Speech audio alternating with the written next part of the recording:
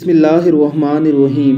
کچھ عرصہ قبل پاکستان کی گورنمنٹ کی طرف سے ہندو کمیونٹی کے لیے گورنمنٹ آف پاکستان کے خرچ پر ایک مندر بنانے کا اعلان کیا گیا تھا۔ اسلام آباد کی ایک سڑک کنارے یہ مندر بننا شروع ہوا تو ایک نوجوان نے اس کی دیواریں گرا دی۔ سوشل میڈیا پر پوری عوام سراپا احتجاج بن گئی۔ لوگوں نے ٹیگ چلایا کہ ہمارے ٹیکسوں کے پیسے سے کوئی ایسی چیز تعمیر نہ کی جائے جس کی ہم اجازت نہیں دیتے۔ بالآخر گورنمنٹ کو جھکنا پڑا اور فیصلہ عدالت میں چلا گیا۔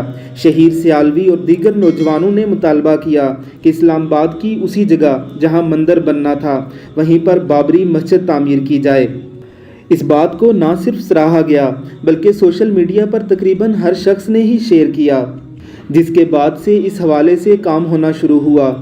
گزشتہ روز متحدہ طلبہ محاذ شہیر سیالوی نے مندر والی جگہ پر ہی نماز پڑھ کے لوگوں کو بتایا ہے کہ یہاں مسجد ہی تعمیر ہونی ہے۔